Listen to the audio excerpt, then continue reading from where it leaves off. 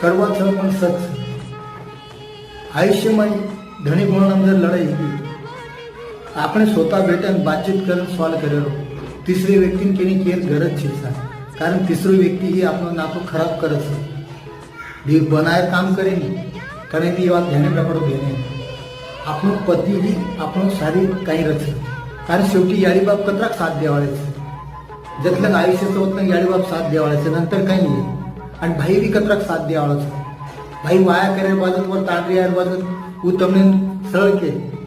भाई तू कतराक जण हमार घर भेटी आई छे शेवटी काय होत जे नाते पर आपण विश्वास करायचा वो नातोच आपण शेवटी फसावचं